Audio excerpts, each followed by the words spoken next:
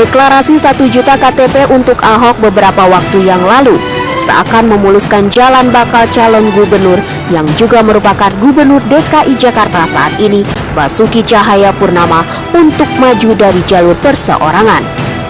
Jalur perseorangan memang menjadi pilihan Ahok sejak awal untuk bisa bertarung dalam perebutan posisi pemimpin ibu kota negara ini. Selain berhasil mengumpulkan 1 juta KTP, elektabilitas Ahok masih teratas dibandingkan para pesaingnya. Berdasarkan hasil survei Saiful Mujani Research and Consulting, Ahok masih mengungguli para bakal calon gubernur DKI Jakarta lainnya. Kendati Ahok mengaku memiliki hubungan baik dengan PDIP, hal itu justru tak menjadi jaminan bahwa PDIP akan memberikan dukungannya.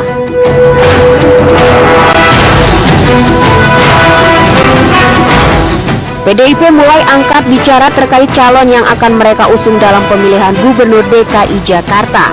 6 nama pun dirilis sebagai hasil dari proses penjaringan yang dilakukan PDIP pada bulan Mei lalu.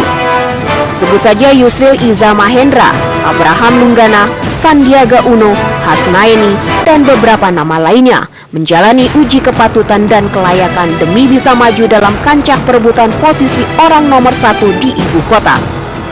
Adapun 6 nama calon gubernur yang telah lolos seleksi kini masih dirahasiakan untuk kemudian dilaporkan pada Ketua Umum PDIP Megawati Soekarno Putri yang akan menentukan pilihan.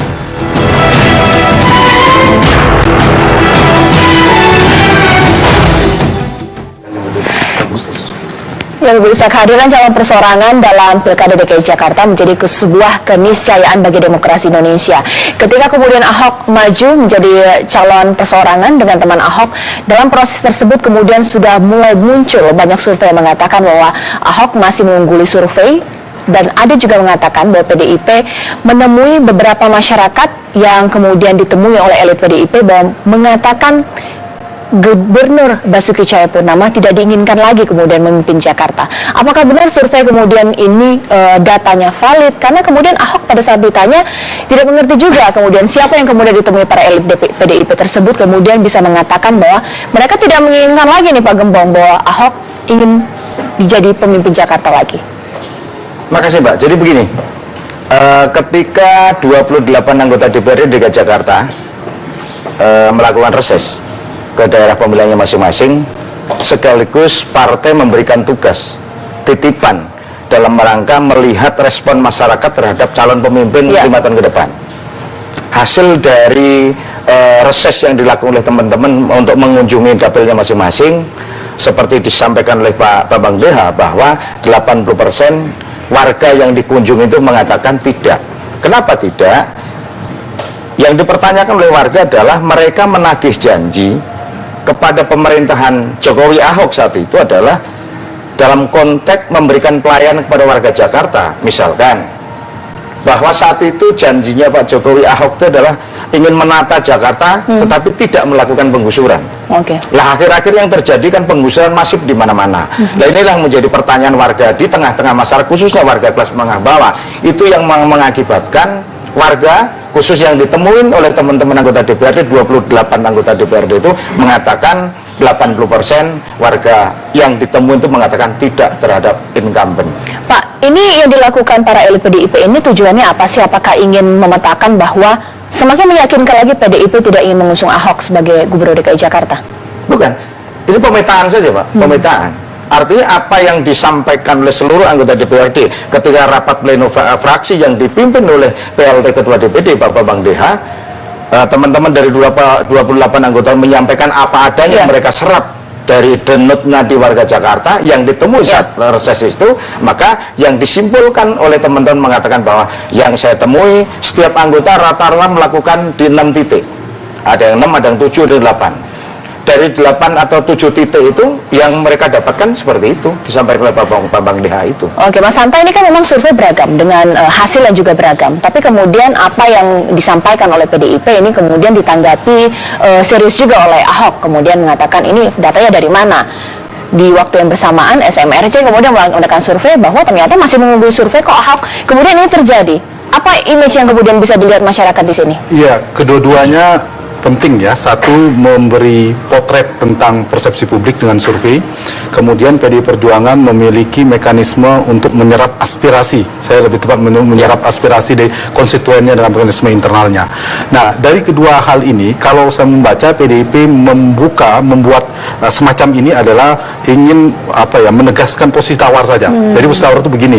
Kalau Pak Ahok sebenarnya tidak hanya Pak Ahok loh, kira-kira yang calon kami ada calon lain dan ternyata konstituen kami tidak sepenuhnya ke Pak Ahok dan sebagainya, dan kalau nggak ada Ahok kami bisa lain.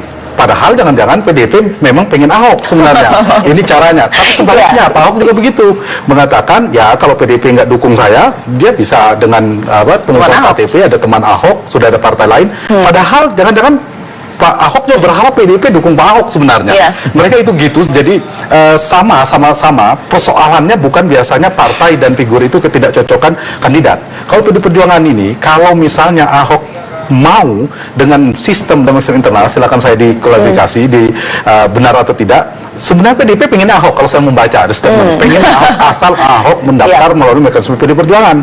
Sementara kan Ahok belum tentu mau melalui tidak mendaftar juga. Tidak mendaftar juga, dan itu posisinya di situ, mau ketemunya di mana. Ahok mengatakan pengen maju tapi agak sedikit ragu juga, bisa tidak dengan jalur non partai, tapi sebenarnya sudah ada Golkar, sudah ada Nasdem, sudah ada Hanura sebenarnya. Tapi di sisi yang lain yang saya baca masih butuh PDI Perjuangan juga sebagai pemenang di DKI dan seterusnya di DPRD, butuh untuk setelah menjadi gubernur dan sebagainya. Jadi dua ini simpul ini sebenarnya dua-duanya yang saya istilahkan benci tapi rindu. Nah, yang jadi korban kasihan di luar. Di luar konstelasi ini para kandidat yang sudah mendaftarkan PDIP menjadi tersandera gara-gara belum klop di sini. Bagaimana ceritanya kalau tiba-tiba PDIP mendukung si A akhirnya? Itu kan karena pelarian, cinta karena ditolak, tidak cocok dengan Ahok, lalu terpaksa muncul nama si A. Kasihan yang di sini. Karena itu harus ada ketegasan segera dari PDIP yang ditunggu publik menurut saya. Begitu juga dari Ahoknya. Nah, kekuatan dari calon perseorangan adalah si calon tersebut harus susah payah untuk menjaring massa. Kemudian PDIP melakukan survei bahwa ternyata di masa ini ada loh yang nggak ingin Ahok kemudian memimpin lagi DKI Jakarta. Bagaimana kemudian teman Ahok menanggapinya? Namun sesaat lagi pemirsa tetaplah di Apa Kabar Indonesia Malam Akhir Pekan. Ya, pengamat mengatakan Ahok maju sebagai DKI 1, basis masanya sudah jelas. 1 juta KTP lewat teman Ahok, apalagi kemudian kita perdebatkan lagi. Namun kemudian survei yang dilakukan oleh PDIP, ternyata masyarakat banyak yang nggak setuju kalau Ahok kemudian muncul lagi menjadi pemimpin DKI Jakarta. Gimana tuh? Populasi pemilih DKI jumlahnya lebih besar dari 1 juta KTP yang telah kita kumpulkan. Demikian juga lebih besar dari pemilih PDIP, begitu. Nah, ya tentunya dengan masing-masing mekanisme, begitu ya, kita hargai apa yang telah dilakukan oleh PDIP dalam rangka proses mencari figur yang itu akan didukung oleh PDIP, baik itu secara internal lewat kepengurusan maupun kemudian bertemu dengan konstituen seperti yang sudah dijabarkan tadi. Tapi sekali lagi tentu masing-masing ini punya tempatnya, begitu ya, punya porsinya, karena pemilih DKI Jakarta bukan hanya pemilih PDIP, bukan hanya orang-orang yang mengumpulkan KTP kepada kami, jauh lebih besar dari itu jumlahnya. Tapi dengan survei yang dilakukan PDIP ini menjadi warning nggak sih bahwa ternyata teman Ahok harus keluar lagi dari zona aman 1 juta, dia harus kemudian menjaring suara-suara lainnya, bahwa ada yang masih belum percaya untuk Ahok maju lagi menjadi gubernur? Pasti itu akan dilakukan ketika nanti masa kontestasi real itu sudah masuk, kita semua ke sana, kita masuk ke gelanggang, otomatis kan kita harus Pak Ahok dan calon wakilnya nanti harus meyakinkan populasi pemilih DKI Jakarta lebih dari 50%. Sedangkan KTP 1 juta itu kan belum sampai 50%. Jadi kita memang harus bekerja keras lagi ke depan, jauh lebih keras ketimbang mengumpulkan KTP untuk memenangkan Pak Ahok. Ya, di tengah dengan proses ini, kita tahu bahwa pemirsa kemarin Presiden Joko Widodo bertemu dengan Ketua Umum PDIP, Ibu Megawati Soekarno Putri, meskipun dan mengatakan ini merupakan wujud silaturahmi yang dilakukan oleh Presiden, tapi kita tidak tahu kemudian apa yang kemudian benar-benar terjadi di dalamnya. Ini dia informasi untuk Anda.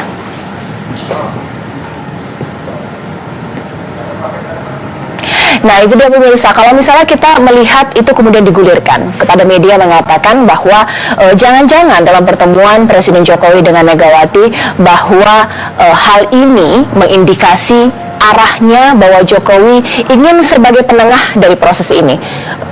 Jiwanya Jokowi berada kepada Ahok, namun kemudian PDIP masih belum sepenuhnya ingin mengusung Ahok menjadi calon karena Ahok stay dengan teman Ahok. Melihatnya seperti apa PDIP? Gini Mbak, jadi selalu berkali-kali saya sampaikan bahwa PDI Perjuangan itu punya mekanisme yang harus ditaati oleh semua, baik internal maupun eksternal partai. Sehingga dengan demikian prosesnya harus tetap berjalan sebagaimana yang tertuang dalam SK DPP nomor 31A tahun 2011. SK tahun 2011 sampai hari ini berlaku, artinya SK itu memberikan ruang kepada baik eksternal maupun internal untuk sama-sama berkiprah di PDI Perjuangan. Nah, tentunya dalam kesempatan ini seperti saya sampaikan juga kepada Pak Ahok, kalau beliau ingin mendapatkan dukungan dari PDI Perjuangan, ya tentunya beliau harus mengikuti mekanisme yang ada di PDI Perjuangan. Itu saja sebetulnya. Baik, kalau misalnya kita lihat juga beberapa waktu lalu Ibu Risma kemudian bukan maju, maksudnya diundang datang ke Jakarta, katanya ngomongin tanaman. Tapi ini ada indikasi nggak sih kemudian memang sudah mulai jelas nih kelihatan bahwa PDIP seakan-akan ingin mengujungkan 6 calon katanya sudah dikantongi, tapi kemudian agak lebih juga memberikan ruang untuk Ahok kemudian mendekat ke PDIP. Ini ada beberapa mekanisme yang sekarang masih ada. Mekanisme begini, ada mekanisme pendaftaran, ada mekanisme pengusulan, ada mekanisme yang terakhir, yaitu mekanisme penugasan. Penugasan hanya berlaku untuk kader internal partai. Ya. Kemudian pengusulan itu juga berlaku internal partai yang diusung melalui pengurus-pengurus kita di bawah. Seperti kita ketahui bersama bahwa DKI Jakarta memunculkan 2 nama yang diusung, yang diusulkan oleh kader kita di bawah, yaitu Pak Boy dan Pak Jarod. Inilah kader yang diusulkan dari bawah. Nah, dari sisi pendaftaran kita sudah mendapatkan pendaftar sebanyak 40 orang saat itu. Dari 40 yang memenuhi syarat administrasi ada 34. Dari 34 yang mengikuti psikotes ada 27. Dari 27 itu yang kemarin dirilis oleh Pak Sekjen ada 6 calon atau 6 nominasi yang nanti akan diserahkan kepada Ibu Ketua Umum. Jadi 6 itu internal dari 27 yang mengikuti psikotes itu, Mbak. Dalam proses politik, Mas Hanta, kita lihat ini menjadi sesuatu yang biasa ya, partai politik masih mencari-cari, kemudian masih menentukan siapa yang kemudian dicalonkan. Ahok juga masih belum firm antara kemudian maju lewat teman Ahok atau kemudian partai politik. Tapi masyarakat melihatnya ada inkonsistensi nih dari partai politik dan dari calon perseorangan tersebut. Betul. Yang akan dibaca begitu. Kalau misalnya PDI Perjuangan tegas mengatakan harus mekanismenya Ahok boleh maju, tetapi harus melalui jalur mekanisme internal PDI Perjuangan. Tapi kalau ujungnya nanti ini kan semakin ujungnya misalnya ternyata dukung Pak Ahok juga melalui jalur non partai, itu inkonsistensi PDI Perjuangan yang selalu mengusung ini partai ideologis, Ibu Mega konsisten 10 tahun tidak mau dalam kekuasaan sampai akhir Pak SBY tidak bergabung. Nah, ini anti klimaks. Ternyata PDI Perjuangan ya agak sulit untuk memegang. Itu satu hal. Pak Ahok juga begitu. Satu hal ingin membangun ya partisipasi dari masyarakat teman Ahok yang perlu diapresiasi dan sebagainya. Tapi ternyata ujung-ujungnya orang bilang partai juga yang dukung. Nah, ini kan soal 2 hal kalau saya membaca. Komunikasi sudah jalan. Soal marwah politik, political pride. Jadi soal harga diri politik nih, dua-duanya bertahan. Yang kedua saham politik barangkali. Kan berbeda. Yang siapa yang musuh itu kan penting. Nah, 2 hal inilah yang menurut saya harus harus ada titik temu ya di antara keduanya. Kalau memang tidak, PDI Perjuangan tadi ketika Bapak bilang mengatakan bahwa sudah lama ya disampaikan salah satu mekanisme ada penugasan. Sepanjang ada pintu masuk melalui penugasan ini, bacaan saya yakin PDI Perjuangan sebenarnya menyiapkan pintu buat Pak Ahok. Kalau sejak awal itu spesial. Kalau saya bacanya itu buat Pak Ahok sebenarnya. Orang pengen Pak Ahok sebenarnya. Cuma mau nggak Ahok lewat PDI Perjuangan. Tapi kalau PDI Perjuangan tegas mengatakan yang tidak terdaftar melalui komunisme internal tidak mungkin masuk. Berarti Ahok sudah selesai. Nah, kalau posisi Presiden Jokowi kemudian menemui Ibu Megawati, bagaimana kemudian Jokowi menanggapi hal ini? Sebelum Anda jawab, saya luruskan dulu. Jadi penugasan hanya berlaku untuk internal partai, hanya berlaku. Jadi untuk bisa kan kader partai hanya jadi namanya penugasan hanya berlaku untuk kader internal partai. Sementara Ahok kan bukan kader. Yang satu lagi tadi pendaftaran hanya pendaftaran. Pengusulan. Nah, itu pengusulan buat Pak Ahok berarti ya. Itu. Di tengah proses ini kemudian terjadi, ada kemudian Jokowi yang kemudian menemui Ibu Megawati. Kita tahu bahwa Jokowi dekat kepada Ahok dan juga dekat kepada Ibu Megawati. Menjadi penengah yang baik nggak sih untuk masalah ini? Ya, sebenarnya tergantung. Kalau Pak Jokowi sebagai pribadi boleh-boleh saja, tapi sebagai presiden menurut saya ya kurang tepat juga. Nah, tapi ini politik. Tapi yang penting begini, kalau pertemuan itu dibaca silaturahmi, sawalan bisa, kemudian juga bisa bicara reshuffle, bisa bicara soal ini dan seterusnya. Tapi ini ujungnya pertemuan-pertemuan semacam ini yang dibaca publik tadi seperti saya katakan soal konsistensi. Nah, bagaimana kalau misalnya sebenarnya memang rindu, sebenarnya benci itu hanya seolah-olah di publik, yang dicari titik tengah agar ketika PD Perjuangan memutuskan mendukung Ahok, nah mungkin itu yang jalan tengah tadi ada yang memfasilitasi PDI Perjuangan tetap dengan mekanisme internal. Ahok kemudian menjadi calon dari PD Perjuangan juga tanpa meninggalkan mekanisme KTP, teman Ahok dan sebagainya. Tapi kalau tidak, PDIP harus sejak awal, kalau tidak Ahok ya kasihan yang lain menunggu daftar itu kasihan. Nah, itu menurut saya beri pembelajaran demokrasi dari PDI Perjuangan juga perlu. Jangan sampai justru mereka menjadi apa ya, tanda petik tumbal politik. Kalau jika sebelumnya kemudian Ahok sangat konsisten untuk maju kemudian menjadi calon perseorangan, sekarang memang kemudian kita lihat di media sudah mulai melunak ya, kemudian mengatakan antara PDIP dan Ahok tinggal menunggu waktunya. Tapi di sini kan kita tahu bahwa ada teman Ahok yang berjuang batu-batuan untuk 1 juta KTP. Apakah kemudian tetap dengan jalur perseorangan atau kemudian sudah melirik ke partai politik? Nanti kemudian kita akan bahas sesaat lagi. Tetaplah di Apa Kabar Indonesia Malam Akhir Pekan. Kami akan kembali. Iya bisa. Kalau misalnya kita sudah beredar di media bahwa dari PDIP sudah menjaring 27 calon, kemudian dikerucutkan lagi menjadi 6. 6 itu saya penasaran. 6 ini siapa aja Pak? 6 itu masih dirahasiakan. 6 yang penting ya. Yang pasti Pak Sekjen sudah merilis ada 6. Dirahasiakan karena memang ada atau jangan-jangan ini nggak ada Pak? Oh, ada lah. Ahok jadi jangan-jangan 1 sampai 6. Bukan. 6 itu pasti ada. Dari 27 itu keluar 6. Nggak ada Pak Ahok di situ. Nggak ada Pak Ahok. Itu di luar Pak Ahok, di luar Bu Risma dan yang lain-lain. Bagaimana kemudian ada proses yang sudah dilewati, akan tetapi jika kemudian hak prerogatif dari Ketua Umum menentukan, jika ya Ahok kemudian ada kekecewaan dari yang kemudian sudah melalui proses panjang. Enggak lah, karena itu hak prerogatif itu diberikan oleh Kongres.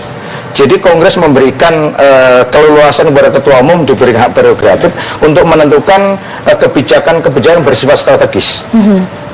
Nah pertanyaannya, tentunya DPP sudah mengkalkulasi apakah DKI Jakarta masuk kategori strategis, yaitu DPP lah yang tahu persis. Baik. Kan begitu. Pak Gembong, sebenarnya tujuan dari untuk Pilkada DKI, PDIP ini lebih memilih apa sih? Ingin menjadi pemenang atau tetap kepada fungsinya sebagai partai politik dengan mengusung, bukan kemudian mendukung calon? Ya dua-duanya pasti. Dua-duanya. Tidak bisa memilih di antara itu semua. Sebagai partai politik kita ingin mempertahankan kekuasaan yang sekarang kita peroleh. Kemudian yang kedua, peran dan fungsi partai politik tentunya harus kita maksimalkan, kan gitu loh. Jadi dua-duanya nggak bisa dipisah-pisah dalam konteks kepartean. Karena bagaimanapun juga, kalau kita memaksimalkan peran partai politik, sementara kita juga nggak megang kekuasaan, ya nggak maksimal juga.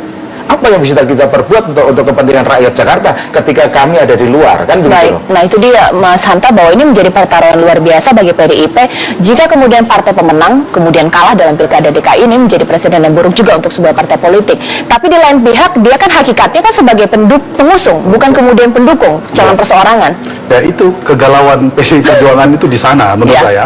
Satu sisi ingin menunjukkan dari sisi komitmen, konsistensi ideologi dan sebagainya, tetapi di sisi yang lain politik itu kan bicara kalkulasi politik realistis. Dari sisi itu kalau tidak ada figur yang bisa unggul katakanlah, itu kan agak menjadi galau juga bagi Perjuangan. Mungkin hitungannya Pak Ahok, maunya Pak Ahok, tapi belum ketemu kliknya itu, belum ketemu dengan mekanisme di internal tadi. Jadi menurut saya PDI Perjuangan harus mempertimbangkan itu, mempertimbangkan soal pembelajaran demokrasi harus juga penting. Mekanisme internal ini kan semakin kabur, jadi meskipun ada 3 tadi apa pengusulan untuk Ahok mungkin, kemudian penugasan untuk Bu Risma, kemudian lain yang 6 dirahasiakan tadi. Apalagi dirahasiakan ini kan. Nah, ini yang menurut saya harus dipertimbangkan oleh PDI Perjuangan juga untuk konteks dukungan ini. Kalkulasi realistis satu sisi, di sisi yang lain ingin membangun komitmen tentang partai yang ideologis dan sebagainya. Tapi kalau dilihat dari pembelahan pendukung PDI Perjuangan, memang banyak sebenarnya mendukung Pak Ahok. Nah, itu ada kalkulasi-kalkulasi yang ada pertimbangan. Di sisi yang lain juga Pak Ahok sejak awal membangun piranti ya, mesin relawan, teman Ahok dengan 1 juta KTP dan sebagainya itu juga bisa anti klimaks ketika tiba-tiba misalnya, meskipun itu mekanisme pilihan ada 2. Nah, ini yang menurut saya kepentingan rakyat Jakarta itu adalah terpilih pemimpin yang terbaik. Ini kan bicara tentang mereka mencari mekanisme. PDI Perjuangan kewajibannya adalah sebagai partai politik menghadirkan calon gubernur terbaik secara kualitas. Siapa namanya kita tidak tahu, terserah. Begitu juga teman-teman Ahok, teman Ahok ketika dengan pirantinya itu juga mengusul Pak Ahok juga punya tujuan yang sama. Nah, yang terpenting bagi rakyat Jakarta adalah satu, mekanisme prosesnya dilakukan secara terbuka, secara transparan dan sebagainya. Di pemilihan nanti menu-menu yang tersedia itu ya menu yang berkualitas. Oke. Itu yang penting ya, soal konsistensi tadi satu lagi. Baik, ini juga pertanyaan, jika kemudian Ahok maju didukung oleh partai politik, apakah teman Ahok kemudian selesai dengan begitu saja? Kita pertama sebelum menjawab ke sana saya ingatkan tentang konsistensi tadi, bahwa kita teman Ahok ini didirikan sejak awal dengan satu tujuan untuk tetap mempertahankan Pak Ahok bisa memimpin Jakarta pada periode berikutnya. Karena kita yakin Pak Ahok adalah pemimpin yang dibutuhkan di DKI Jakarta. Nah, itu adalah komitmen dan tujuan awal kita. Itu. Nah, kalau kemudian nanti pilihannya adalah Pak Ahok akan maju melalui partai politik, dan itu sudah juga kami sampaikan bahwa kami tidak dalam keinginan untuk menyandera apalagi mempersulit Pak Ahok, karena yang penting adalah Pak Ahok tetap dapat memimpin DKI Jakarta untuk periode yang akan datang. Itu tujuannya, gitu. Karena kami komitmen dan konsisten pada tujuan itu, gitu. Kalau kemudian Pak Ahok misalnya memilih kami sudah siap posisinya. Kendaraan yang sudah kami bikin sejauh ini dengan KTP yang sudah ada siap, gitu. Kapanpun dibutuhkan kami akan segera menyerahkan KTP yang sudah kami kumpulkan. Tapi kalau kemudian ternyata ujungnya ada Pak Ahok menyatakan oke, kita akan bersama-sama dengan partai politik, ya kami juga ingin ini bersama-sama, begitu. Apa yang telah kami lakukan ini bisa dikomunikasikan dan diperkuat kembali dengan kekuatan partai politik, sehingga target yang dicapai ya bisa terrealisir, begitu kira-kira. Tapi agak anehnya memang di partai politik ya, tugas partai politik itu rekrutmen politik salah satunya. Itu dia. Dan ada dua jalur non partai ini adalah jalur alternatif. Agak lucu memang kalau kemudian ujung-ujungnya partai yang tadi menyampaikan kita ada mekanisme, ujung-ujungnya mendukung jalur alternatif. Nah, ini yang mungkin yang perlu jadi catatan. Kalau itu substansinya oke ya, saya pikir. Jadi urutannya itu komunikasi politik itu paling di permukaan. Yang kedua adalah soal gengsi politik tadi. Yang ketiga saham politik yang lebih dalamnya. Kalau soal komunikasi politik menurut saya tidak ada problem. Baik, nanti lebih lanjut lagi dalam dialog ini masih akan kita bahas sesaat lagi. Tetaplah di Apa Kabar Indonesia malam akhir pekan. Pemirsa, ketika partai politik sudah mulai melirik calon perseorangan, publik pasti bertanya, rekrutmen politik seperti apa yang dilakukan partai politik? Seakan-akan partai politik kehabisan calon untuk kemudian menyaingi Ahok, dipilih untuk menyaingi Ahok. Enggak juga lah, kan begini Mbak, mekanisme yang berjalan itu dalam rangka penguatan peran partai politik kan. Peran partai politik adalah untuk rekrutmen, kemudian menempatkan. Ini fungsi partai politik di PDI Perjuangan saat ini sedang kita perankan. Sehingga kalau katakanlah nanti PDI Perjuangan, katakanlah kita bicara katakanlah, nanti memberikan dukungan atau mengusung Ahok, kan bukan berarti kami mengusung calon perseorangan. Tidak mengusung calon perseorangan, tetapi PDI Perjuangan mengusung calon, tapi bukan calon perseorangan. Maka selalu awal saya katakan PDI Perjuangan tidak mungkin memberikan dukungan pada calon perseorangan. Itu garis partai. Sinyalman, jangan-jangan Pak Ahok memang kemudian bisa jadi muncul atau mungkin maju bukan dengan jalur perseorangan, tapi lewat partai politik. Iya, sangat mungkin. Apalagi tadi teman Ahok itu nggak masalah kan. Sebenarnya udah titik temu. Tinggal sebenarnya di kunci. Kalau saya lihat sekarang di Pak Ahok. Bukan di PDI Perjuangan. PDI Perjuangan menunggu. Kita siap menunggu Pak Ahok. Sebenarnya Pak Dan Ahok, ini menyerahkan. Cuma saya kasihan yang 6 nama yang disimpan tadi. Jadi jelas nasibnya. Nah, sebenarnya PDI Perjuangan mau Pak Ahok sudah siap. Tinggal Pak Ahok sekarang mau atau tidak jalur partai. Kalau Pak Ahok mau jalur partai, sudah PDI Perjuangan, Golkar, Hanura dan Nasdem akan mendukung Pak Ahok jalur partai politik. Tapi kalau Pak Ahok tetap dengan jalur non partai atau perseorangan, nah itu masalahnya di sana. Itu kalau kita lihat dari jalur, sekedar jalur. Tapi mungkin ada juga soal kesepakatan politik lain. Ya mungkin yang perlu pasti ada kesepakatan politik, karena ini politik kan kompromi di titik tengah seperti apa. Tapi kalau misalnya kita melihat, yang paling penting adalah masyarakat pemilih melihat kontestasi yang terjadi ini antara partai politik, calon perseorangan. Ini presiden yang baik nggak sih untuk Ahok sendiri? Menurut saya gini ya, mungkin Pak Ahoknya melihatnya ini hanya pilihan ya, proses. Substansi demokrasi kan ada dua, demokrasi substansial atau demokrasi prosedural. Kalau prosedural kita bicara proses, pemilu yang begini seterusnya. Nah, kita tadi bicara proses. Secara substansial adalah bagaimana proses ini berhasil menghadirkan pemimpin terbaik.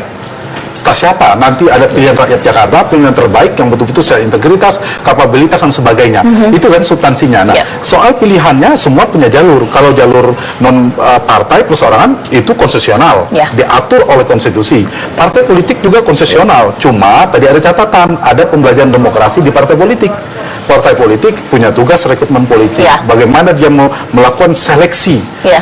proses seleksi di partai. Jadi sebelum election itu ada selection.